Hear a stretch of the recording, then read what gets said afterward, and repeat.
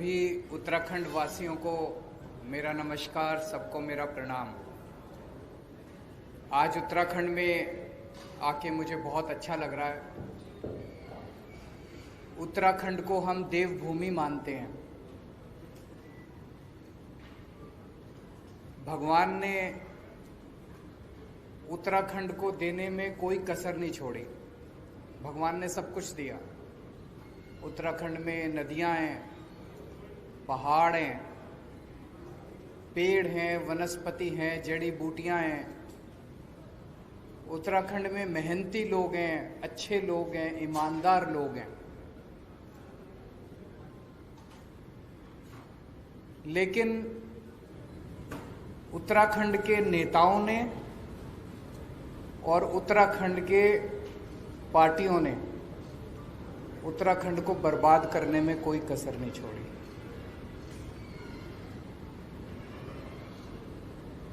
आज उत्तराखंड के अंदर दो पार्टियां हैं। तो जैसे चक्की होती है, चक्की के दो पार्ट होते हैं। उन चक्की के दो पार्टों के अंदर दाने पिसते हैं। ऐसे इन दो पार्टियों के बीच में उत्तराखंड और उत्तराखंड की जनता पिस रही है पिछले 20 साल से।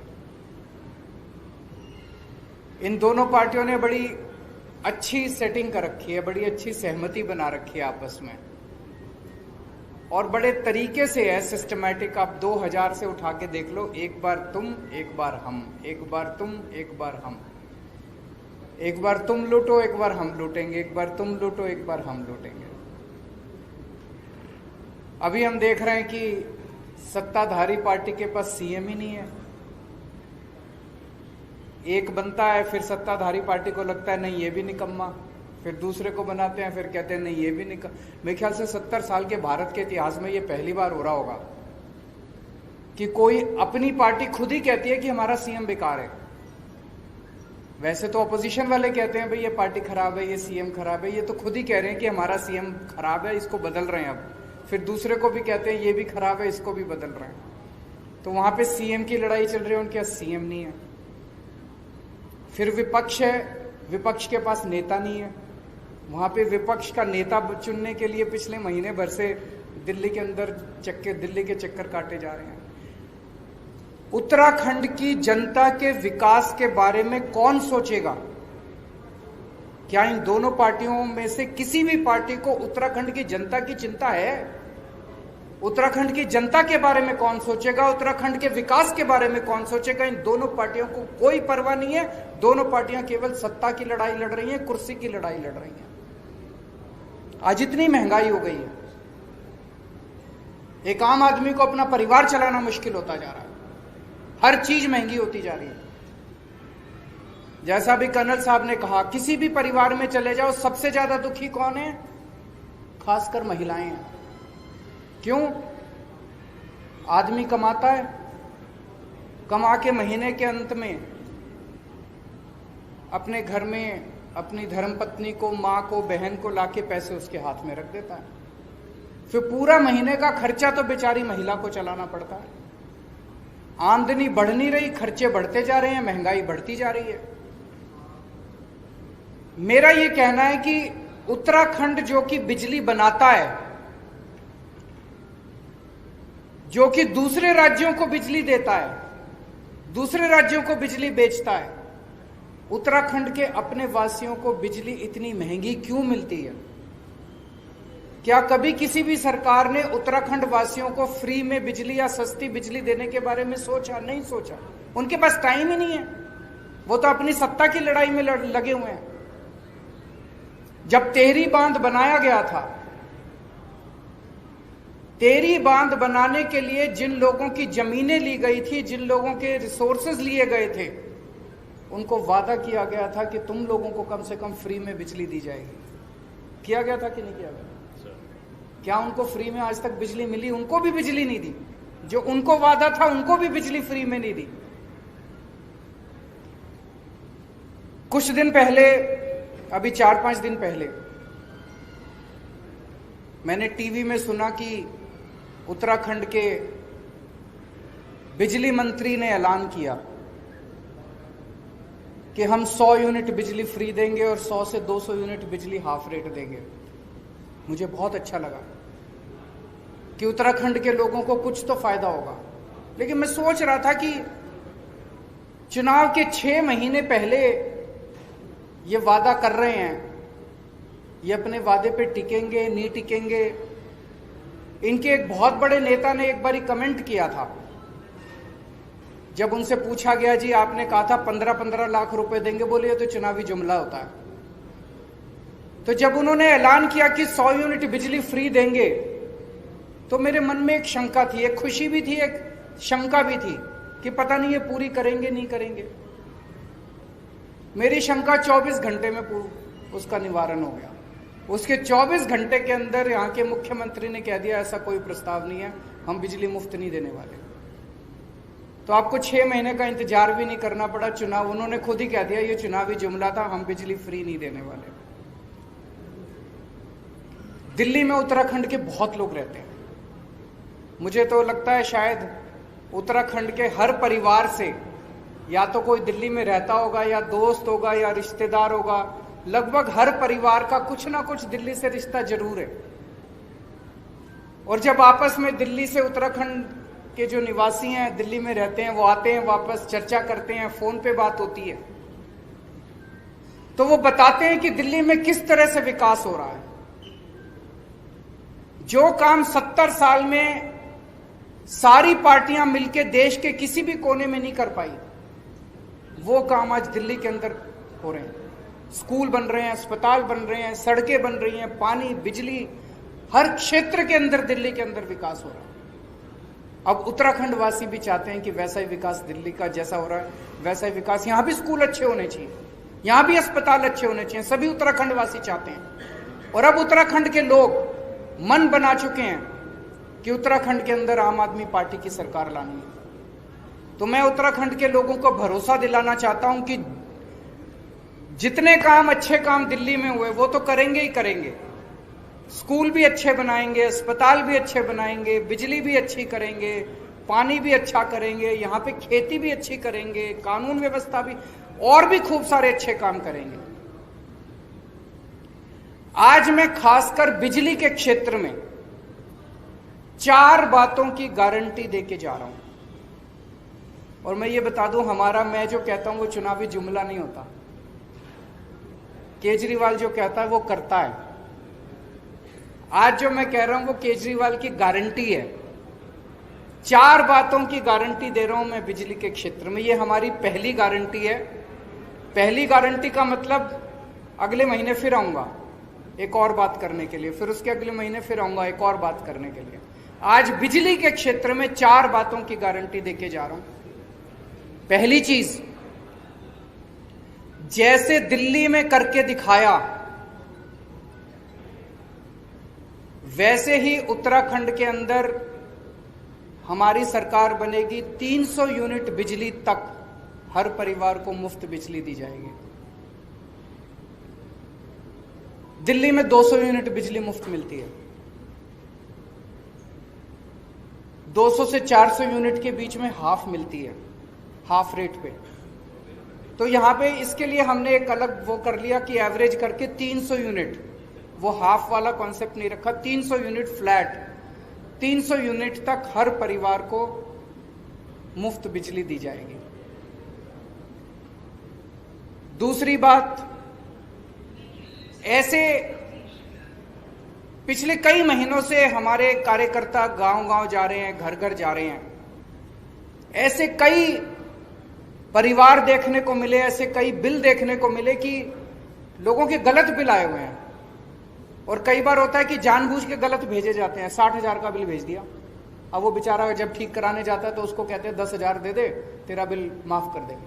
होता है ना, कई बार जबरदस्ती के झूठे बिल भेजे जाते हैं। अब बेचारा चक्कर काट रहा है, चक्कर पे चक्कर काट रहा है। इतने बड़े स्तर के ऊपर गलत बिल आए हुए हैं कि उनको अगर ठीक करने के लिए सारी मशीनरी भी लगानी पड़े तो वो कम पड़ जाएगी। तो दूसरी बात, पुराने बिल माफ किए जाएंगे, पुराने बिल नहीं देने पड़ेंगे, एक नए सिरे से शुरुआत की जाएगी। तीसरी चीज, कोई पावर कट नहीं लगेगा। दिल्ली में करके दिखाया हमने। उत्तराखंड में 24 घंटे बिजली देंगे।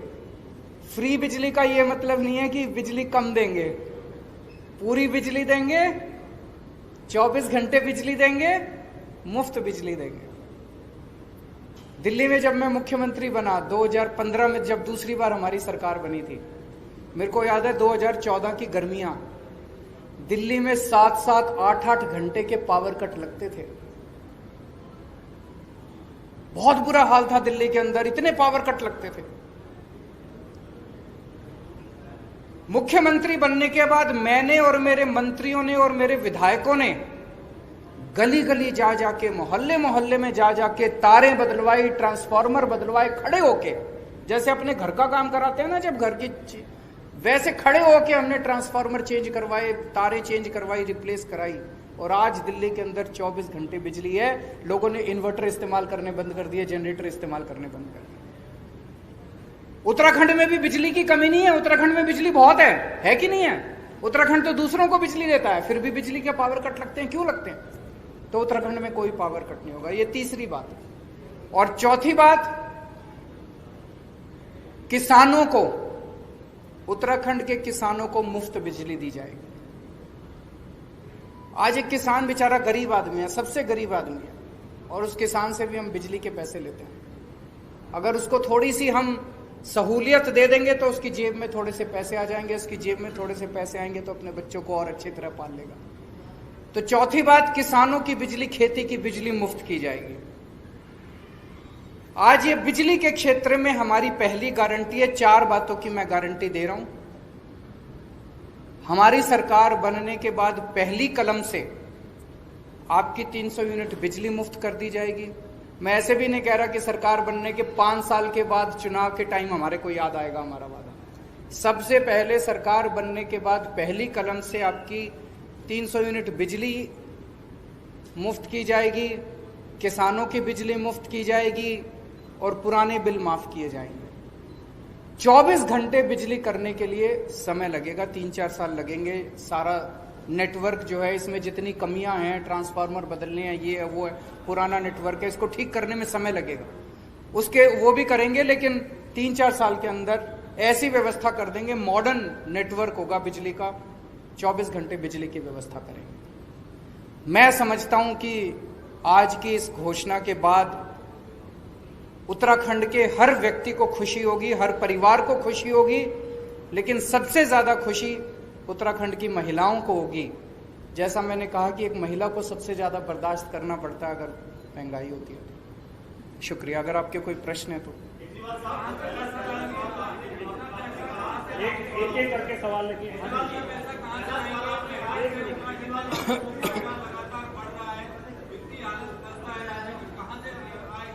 वो भाई साहब ने बड़ा अच्छा प्रश्न पूछा। 1 मिनट में प्रश्न रिपीट कर देता हूं। उन्होंने कहा कि उत्तराखंड की सरकार घाटे में चल रही है, उत्तराखंड के पास पैसा नहीं है, इतना पैसा कहां से आएगा? आपकी जानकारी के लिए बता दूं, जब दिल्ली में हमारी सरकार बनी थी, दिल्ली सरकार भी घाटे में चला करती थी। आज 5 साल के बाद दिल्ली सरकार नफे में चल रही है।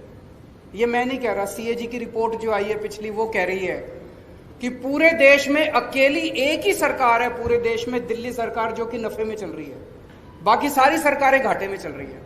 नंबर 1।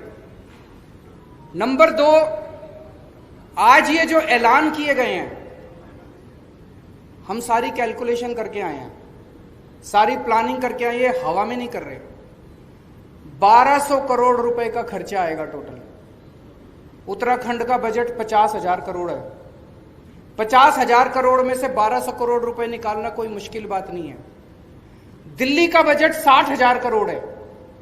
60,000 करोड़ में हमारी दिल्ली में बजट बिजली की सब्सिडी 2200 करोड़ रुपए आती है। अगर हम 60,000 करोड़ में से 2200 करोड़ निकाल लेते हैं दिल्ली में, तो उत्तराखंड में से 50,000 करोड़ में से 1000 करोड़ तो निकाल ही लेंगे। एक बात। दूसरी बात, आज आपके सामने गवर्नेंस के 2 मॉडल हैं। आपको तय करना है कि आप कौन सा मॉडल चाहते हैं।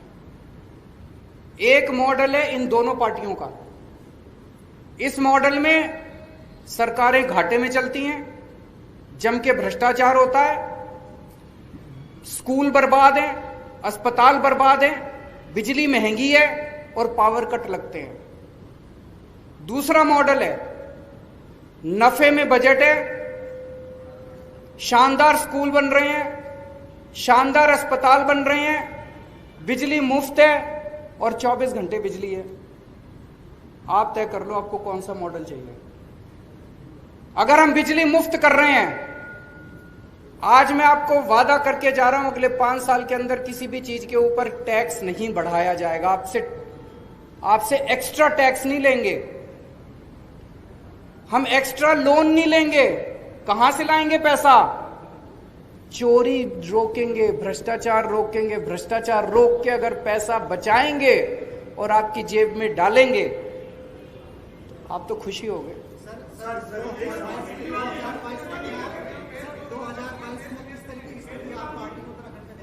अच्छी स्थिति होगी जी, अगर अच्छा काम कर रहे हैं। अगर बिजली फ्री देंगे तो आप बताओ, आप वोट दोगे नहीं दोगे? सारे वोट देंगे। जिस जिसको अच्छे स्कूल चाहिए, जिस जिसको अच्छे अस्पताल चाहिए, जिस जिसको 24 घंटे बिजली चाहिए, जिस जिसको फ्री बिजली चाहिए, सब देंगे वोट। एक मिनट, वो काफी देर से बोल रहे हैं। एक उनको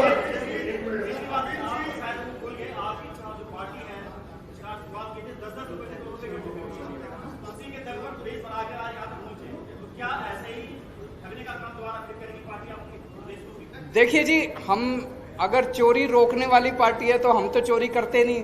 हमारे पास फंड तो आप ही से 10 रुपए लिए, अब आपसे 100 रुपए लेंगे। इस बार आपसे भी 100 रुपए लेंगे, इनसे भी 100 रुपए लेंगे।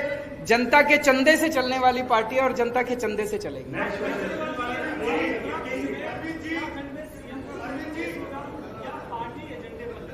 सीएम का फेस होगा, बहुत जल्दी मैं उत्तराखंड आऊंगा और आपके सामने सीएम का चेहरा अनाउंस करके जाऊंगा।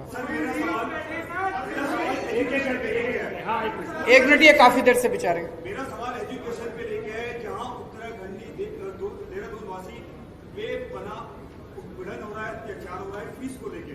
स्कूलों की दशा बहुत खराब है, जहां एनुअल फीस और स्कूल फीस बाउंसिंग होने के बाद बच्चों को स्कूल से क्लास से उठा के ऑफिस में जमा कर दिया जाता है और उसके पेरेंट्स को बुलाया जाता है। इस शिक्षा के विभाग को लेकर आप क्या सोचते हैं? मैं आपसे 100% सहमत हूं जी। एक आज दो, इसमें थोड़ा सा मेरे को वक्त देना। ये मेरे बड़ा प्रिय मेरे विषय है, मेरे दिल के बहुत क्लोज विषय है। केवल मेरे नहीं, मुझे लगता है आम आदमी पार्टी के हर व्यक्ति के क्लोज विषय, शिक्षा का विषय। आज हमारे देश में 2 तरह की शिक्षा व्यवस्था है, एक पैसे वालों के लिए और एक गरीब के लिए। गरीब अपने बच्चों को सरकारी स्कूल में भेजने के लिए मजबूर है। मैं इसलिए मजबूर कह रहा हूं कि वो भेजना नहीं चाहता, क्योंकि सरकारी स्कूलों की हालत बहुत खराब है कि नहीं है? जिसकी जेब में थोड़ा सा पैसा आ जाए, वो एक वक्त की रोटी काट के अपने बच्चे को प्राइवेट स्कूल में भेजना चाहता है। और प्राइवेट स्कूलों में, सारे स्कूल खराब नहीं है, लेकिन प्राइवेट स्कूलों में कईयों ने गुंडागर्दी मचा रखी है। अनाप शनाप पैसे लेते हैं, library charge, development charge, picnic charge, फलाना चार्ज, ढिमका चार्ज, इतने चार्ज लगा रखे हैं, आदमी बेचारा पिस जाता है। दिल्ली में हमने 2 काम करे। एक तो सरकारी स्कूल इतने शानदार कर दिए कि अब बड़े बड़े अच्छे मिडिल क्लास के लोग भी अपने बच्चों को प्राइवेट से निकाल के सरकारी में भर्ती करा रहे हैं। भारत में 75 साल आजादी के हो गए, कभी ऐसा नहीं हुआ कि किसी प्रदेश के अंदर सरकारी स्कूल इतने शानदार हुए हो। मैं आप सारे मीडिया वालों को आमंत्रित करता हूं, आइए मेरे स्कूल देखिए दिल्ली के अंदर, आइए हमारे स्कूल देखिए।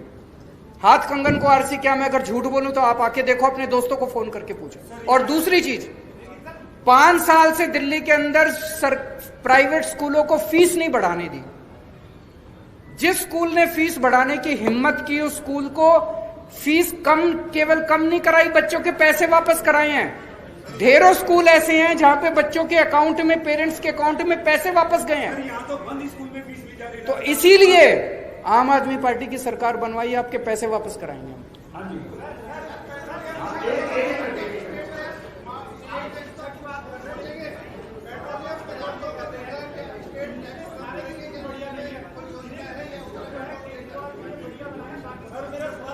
ये इन्होंने एक अभी आ रहा हूं जी, सबके दूंगा। इन्होंने बड़ा इंपॉर्टेंट क्वेश्चन किया कि बीजेपी वाले ये कह रहे हैं कि केजरीवाल ने दिल्ली में 4-5 स्कूल अच्छे कर दिए, बस बाकी सारे नहीं करे। सर यहाँ की दिशा और दिशा बदलेगी। मैं आपसे सबसे आपको आमंत्रित करता हूं, आप दिल्ली के किसी सरकारी स्कूल में चले जाओ दिल्ली सरकार के, और आप वहां पे फोटो खींच के मेरे को भेज देना, अच्छा लगे या बुरा लगे। किसी भी सरकारी स्कूल में जाके आप देख लेना। एक मिनट।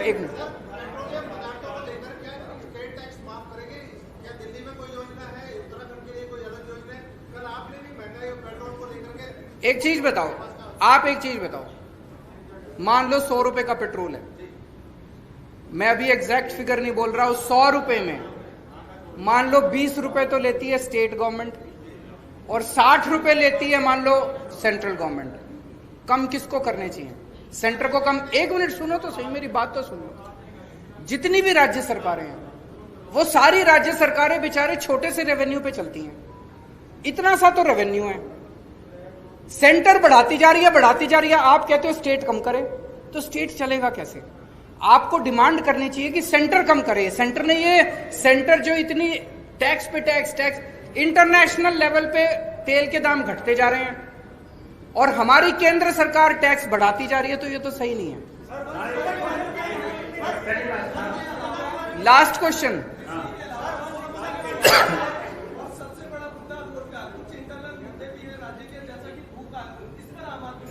रोजगार के ऊपर आपने सही कहा।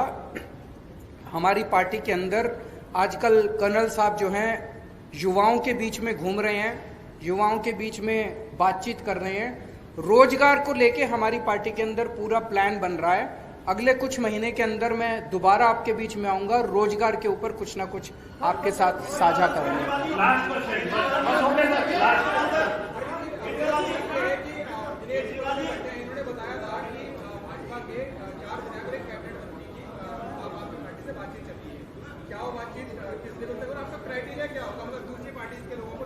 देखिए, मैं आज सभी जितने भी देशभक्त लोग हैं, जितने भी उत्तराखंड को प्यार करने वाले लोग हैं, जो लोग भी उत्तराखंड का विकास चाहते हैं, ऐसे लोग जो दूसरी पार्टियों में अपने आप को कुंठित महसूस कर रहे हैं, सफोकेटेड महसूस कर रहे हैं, ईमानदार लोग हैं, उन सबको मैं आमंत्रित कर रहा हूं कि अभी तक आपकी मजबूरी थी कि आप दूसरी पार्टियों में थे, अब एक अच्छी पार्टी आ गई है, उत्तराखंड की राजनीति करवट ले रही है, उत्तराखंड की राजनीति बदलने वाली है, उत्तराखंड की दिशा और दशा बदलने वाली है।